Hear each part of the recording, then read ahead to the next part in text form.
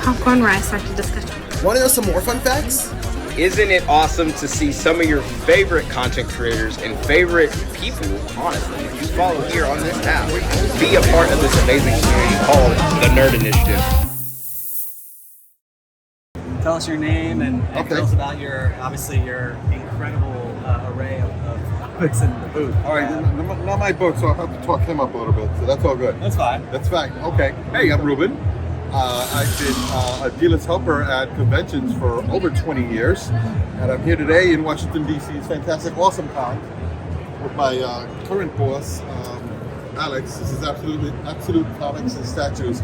We don't have statues anymore, but it would cost money to change the name, so we're sticking with it. But Alex has a fantastic array of graded comics and key issues, and a big stock of back issues, which is basically my thing. I do most of the sorting and processing of the back issues. I love sorting comics. I do it for fun when I'm home, and there are people who will pay me to do it. So I am having a fantastic life. How many hours a day do you spend sorting comics? Well, I work a full day at his warehouse, so we're talking anywhere from 7 to 8 hours a day. And like I say, when I go home to relax, I sort some of my own collection if I'm lucky enough to have amassed more books recently. I go to lots of shows, I pick up lots of books, I hold on to them for a while, and then I spend whole weekends just having a few drinks and listening to some music and sorting comics. I love to do it. It's fun. What are some of your favorite grails in your personal collection? I'll tell you, one of my favorite things is, I don't know if you guys are familiar with the whole Stan Lee and Jack Kirby thing. Well, when Jack Kirby and Stan Lee finally split up in 1970, Kirby went over to DC and he created all the Fourth World stories. Oh, God. And New Gods. And one of them was Mr. Miracle. And Mr. Miracle number 6, he introduces a character called Funky Flashman, which everybody knew was a direct attack on Stan Lee. And as long story short, I got Stan Lee to sign one of those for me. That's awesome. That's the favorite thing in my collection. But other than that, I have a lot of like indie stuff, like Tales of the Being World here. My favorite comic book is Cerebus, which was self-published up in Canada. It's an amazing thing. The best thing I've ever read. It's 300 issues of one character's life story done by the same creator. And it's got unbelievable peaks and a few lows, but it's just an amazing work of art, and I really enjoy it. And I get people to draw it for me. I just got a fantastic sketch done this show. And I have a bunch of sketches of the character and ancillary characters in the thing done by many people. I love to do that when I go to shows. I got tons of sketches. I might as well. I'm at every show. And I see artists everywhere, so I get that done.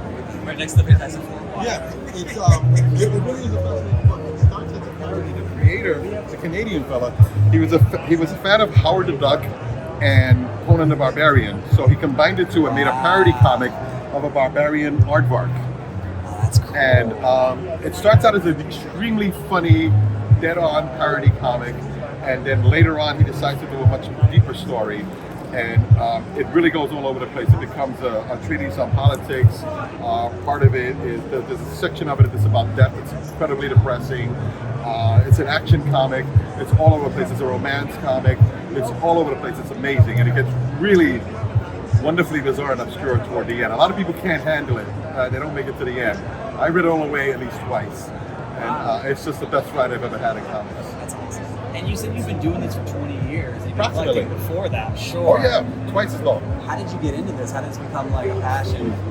Getting into it to start with? Yeah, like as a kid, how did you get into comics? I used to see comics around. I was wondering about this. I used to see them in my home. I can't imagine whose they were because my next brother, a little older than me, Rick, was not into comics at all. But my next brother, Renee, I guess he had. I seen him around. I wasn't that into them. When I was 10 years old, I was with a friend in a store called Gilbert's, where we used to go for burgers. He had a rack of comics, and this one kid I was hanging out with bought a comic, and he stole a second one. He held them up, and he paid for the one in front. And when we left, I thought, I should be looking at these things because they're apparently good enough to steal. So at the time they were 30 cents. I went and I got 30 cents and I bought one.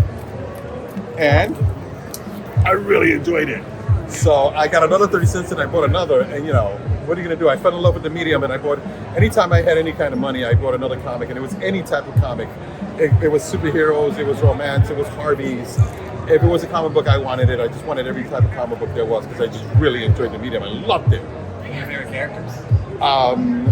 Well, when I started, Spider-Man immediately rose to the top. Spider-Man and Batman, I suppose mostly because I was familiar with them from the Spider-Man cartoon and the Batman TV show.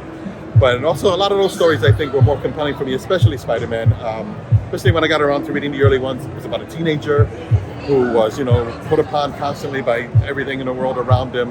And, and every teenager felt bad. And so, it was a commiseration type of thing. But also a lot of those stories were really just really good stories. And I eventually started to recognize specific writers and artists. And I realized that a lot of times they did their best work when they're working on characters like that. And to close out, obviously, focusing on the business. First of all, I see 2 amazing fantasies back there, which is insane. Yes. What are people flocking to? What are people picking up the most these days? These days, everybody wants a key book, whatever it is, a first appearance, a big event book, especially first appearances are huge. For investment purposes, that's what people want.